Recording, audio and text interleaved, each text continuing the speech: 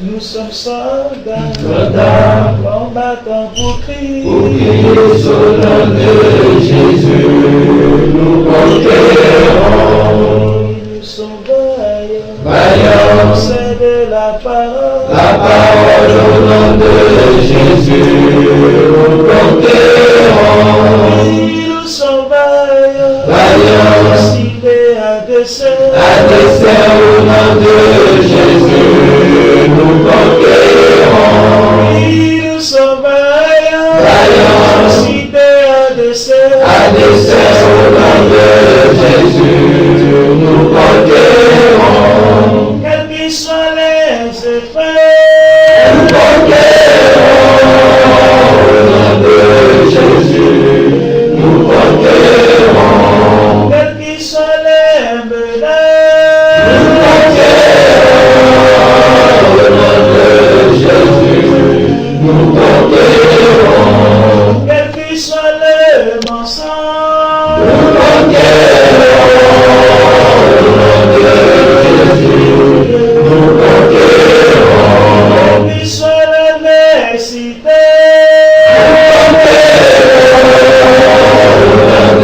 Jésus, nous conquérons. nous sommes vaillants, Vaillants, décidés à dessein. Adversaire au nom de Jésus, nous conquérons. Nous sommes vaillants, Vaillants, décidés à dessein. Adversaire au nom de Jésus, nous conquérons. Nous sommes vaillants, Vaillants, c'est de la parole. La parole au nom de Jésus, nous conquérons. Nous sommes vaillants, Vaillants, décidés à dessein. Adversaire au nom de Jésus, nous conquérons. Quels qu'ils soient les mensonges,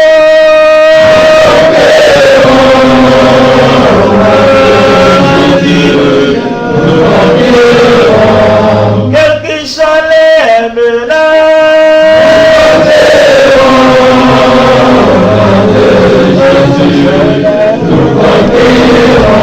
quels qu'ils soient l'adversité,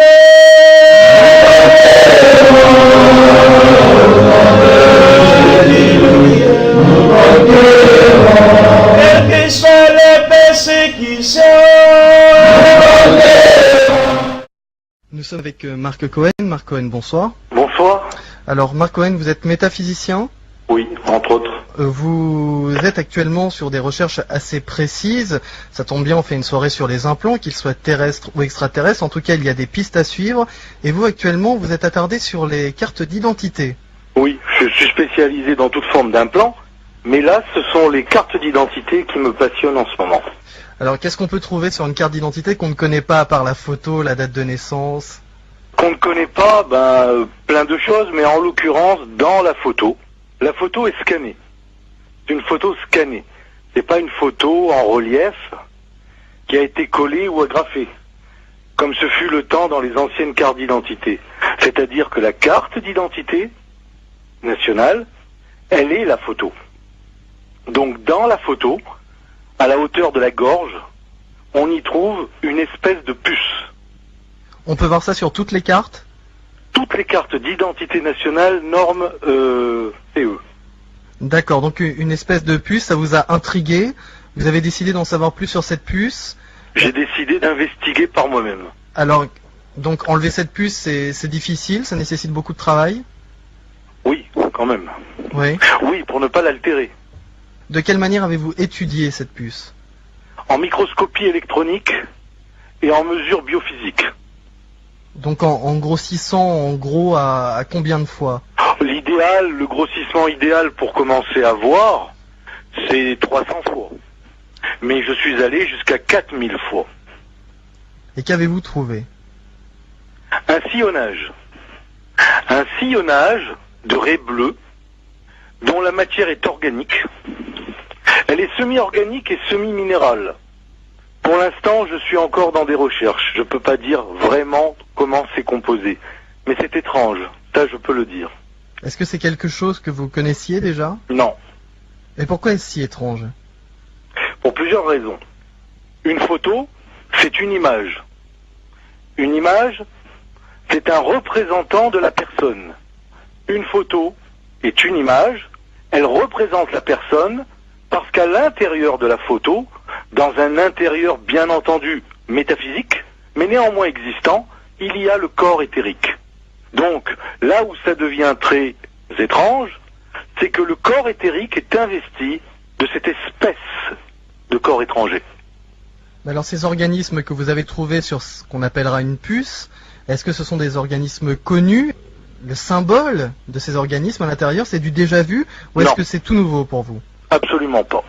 Alors ça se rapproche de quoi? Si vous deviez le rapprocher de quelque chose. Ça se rapprocherait d'un sélénoïde, c'est-à-dire une espèce d'enroulement dans un ordre particulier qui aurait des effets biophysiques. Est-ce que vous pourriez être un petit peu plus explicite? Oui, je le peux en étant très simple. Je pense que ça pourrait, je dis bien ça pourrait, je n'en suis absolument pas sûr. Dans l'absolu, j'en suis sûr. Mais dans le cas présent, ça pourrait avoir une influence sur le comportement du sujet de la carte d'identité. Je parle au conditionnel. D'ici combien de temps aurez-vous terminé vos recherches? Environ un mois. Est-ce que c'est ce genre de choses qu'on entendait déjà auparavant? Est-ce que d'autres personnes ont fait ce genre de recherche avant vous? Je pense que certaines personnes en ont parlé, à l'évidence. Jamais personne n'a investigué à ce point. Marc Cohen, en conclusion, si jamais ce que vous pensez s'avère vrai, ça veut dire quoi? Ça implique quelle chose? Ça implique que, premièrement, on n'est pas au courant de tout. Deuxièmement, il se peut, je ne sais pas, qu'il y ait une influence extérieure sur nous-mêmes. C'est totalement hypothétique. Il se peut aussi que ce soit une carte, une puce, qui soit destinée uniquement à créer une espèce d'infalsifiabilité de la carte.